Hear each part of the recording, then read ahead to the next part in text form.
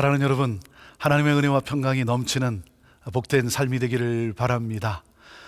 우리가 시애틀에 살고 있는데 제가 지금까지 다녀본 곳 중에 시애틀의 여름은 정말 어디서 찾을 수 없는 가장 좋은 시즌이고, 시애틀만한 여름이 없다고 생각을 합니다. 정말 이 좋은 날씨에 좋은 환경에 살고 있는 우리들 하나님께 더욱 감사하면서 정말 여러분 감사하는 그러한 삶을 우리 모두가 살아갈 수 있게 되기를 바랍니다. 지구 곳곳에 또 여러 어려움을 당한 그러한 또 많은 분들, 고통 속에 있는 많은 분들 여러분 또 위해서 기도하면서 정말 하나님의 또 위로하심과 또 하나님의 은혜와 평강이 넘치도록 그렇게 기도하며 하루를 복된 삶으로 살아갈 수 있게 되기를 바랍니다. 제가 이렇게 또 담임 목회를 하면서 또 여러 사역자들 같이 이렇게 같이 동역하지 않습니까? 그런데 이렇게 한 두 가지로 이렇게 나눠질 수가 있어요. 열심히 하는 사람이 있는가 하면 또 게으른 사람도 있지 않겠습니까? 근데 열심히 하는 사람은 열심히 하다 보면 이렇게 사고를 칠 때가 있어요. 오버해가지고. 그렇지만 그게 더 좋습니다. 왜냐하면 사고를 냈어도 그걸 다시 이제 깨달아 알아서 다시 이제 그러한 사고를 내지 않도록 그렇게 다시 고쳐지고 변하면 되기 때문입니다. 그런데 이 게으른 사람은 도와줄 방법이 없어요. 뭐 이렇게 해보십시오, 저렇게 해보십시오 하는데 이래서 못합니다, 저래서 못합니다 하면서 게으른 사람은 정말 뭘 어떻게 도와줄래도 도와줄 방법이 없습니다. 그럼 어떻게 됩니까? 그냥 손을 놓고 마는 거예요.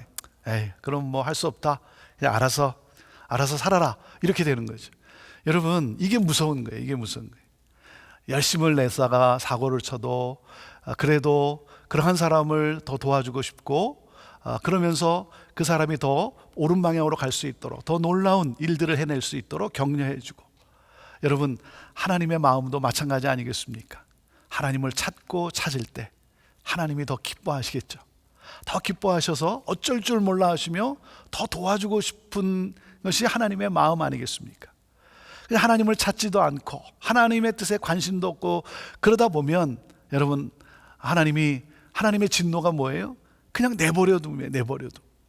그것은 정말 큰 심판 아니겠습니까? 사랑하는 여러분, 하나님을 찾고 하나님을 더 가까이 하기를 원하고 하나님의 뜻에 순종하기를 원할 때 하나님께서 이 복음의 능력으로 말미암아 우리를 더욱 거룩하게 하시고 우리의 삶이 더 영광된 삶을 살아가게 하시는 것 아니겠습니까? 오늘도 이것을 우리가 함께 또 생각하고 기억하면서 오늘 주시는 이 말씀 함께 같이 묵상합니다. 자, 로마서 1장 26절에서 오늘 32절 말씀입니다. 자, 26절 말씀을 먼저 읽습니다. 이 때문에 하나님께서 그들을 부끄러운 욕심에 내버려 두셨으니 곧 그들의 여자들도 순리대로 쓸 것을 바꾸어 영리로 쓰며 그랬습니다. 자, 이 때문에. 자, 영적 타락은 결국 뭡니까? 오늘 말씀을 보면 성적 타락으로 이어진다는 거죠. 수많은 죄악으로 들어가게 되고 만다는 거예요. 모든 것이 엉클어지고 맙니다. 하나님께서 스스로 지혜 있다라고 그 하나님을 거부한 그들을 그냥 그 수치스러운 욕망에 하나님이 그냥 넘겨주셨다는 거예요. 그 침묵이 바로 진노라고 하는 거예요. 그 수치스러운 욕망이 뭡니까? 성적 타락이라는 거죠.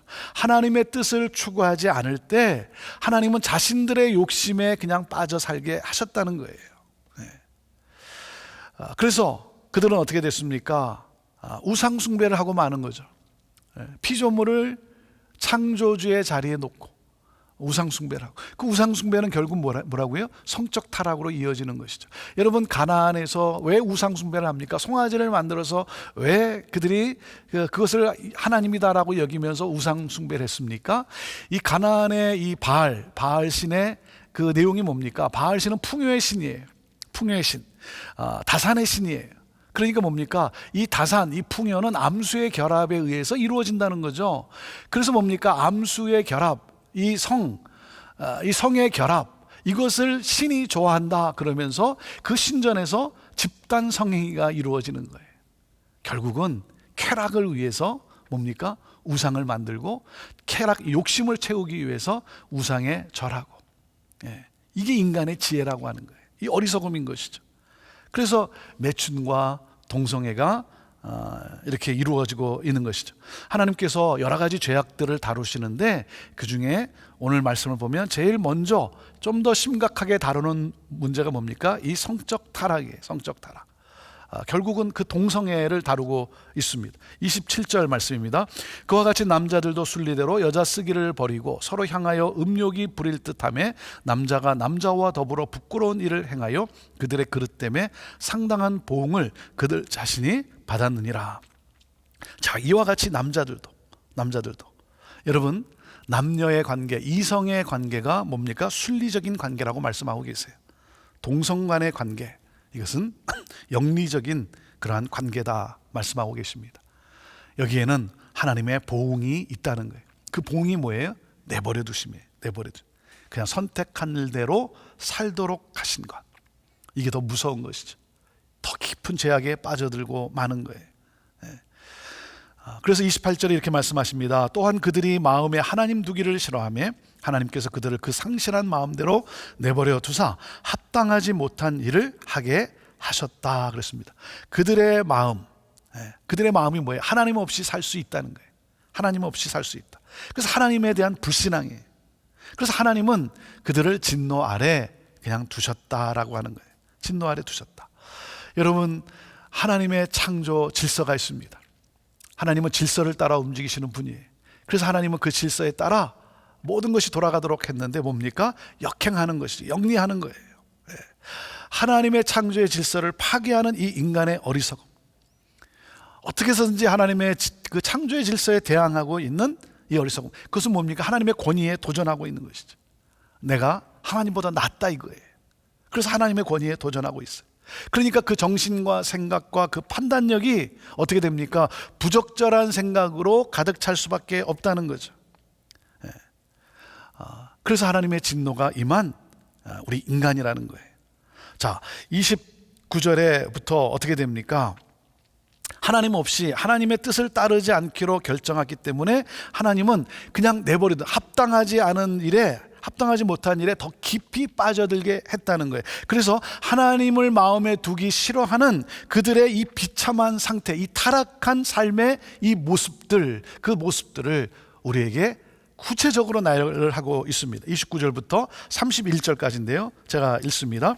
곧 모든 불의, 추악, 탐욕, 악의가 가득한 자요, 시기, 살인, 분쟁, 사기, 악독이 가득한 자요, 수군수군하는 자요, 비방하는 자요, 하나님께서 미워하시는 자요, 능욕하는 자요, 교만한 자요, 자랑하는 자요, 악을 도모하는 자요, 부모를 거역하는 자요, 31절, 우매한 자요, 배약하는 자요, 무정한 자요, 무자비한 자라.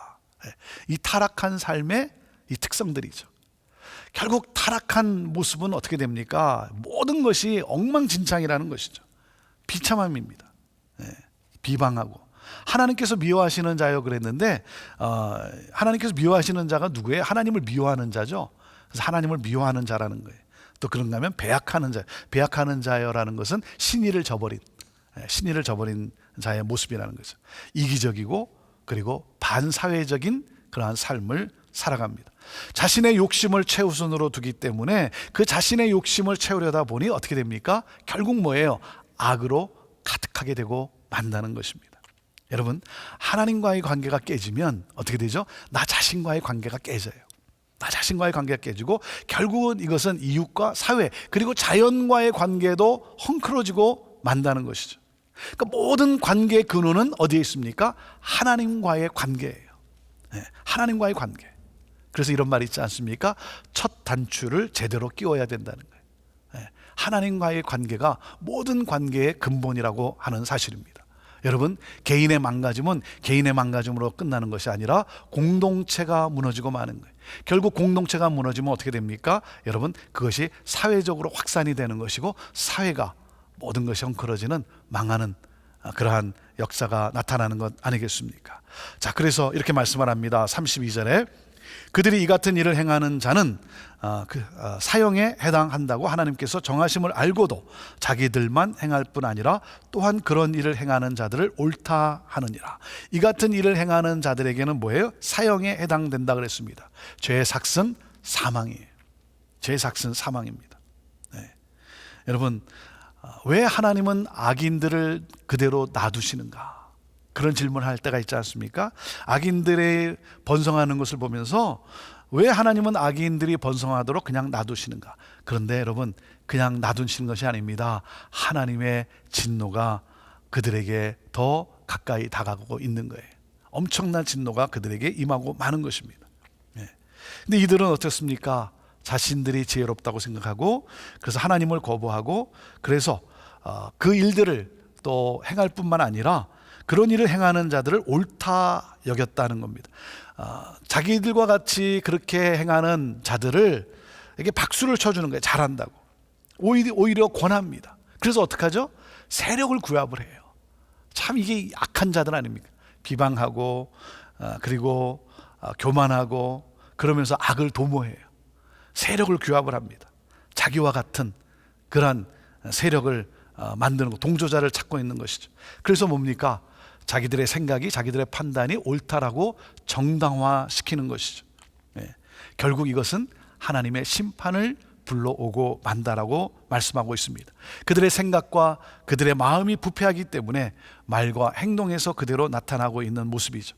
여러분, 이 모습은요, 가벼운 그냥 감기에 걸린 것이 아니라 심각한 중병에 걸린 위중한 상태에 놓여 있는 모습이라는 거예요. 그래서 하나님은 뭐라고 말씀하고 있는 것입니까? 하나님은 너희 몸을 하나님이 기뻐하시는 거룩한 산 제사로 드리라. 이것이 너희가 드릴 영적 예배다 말씀했습니다.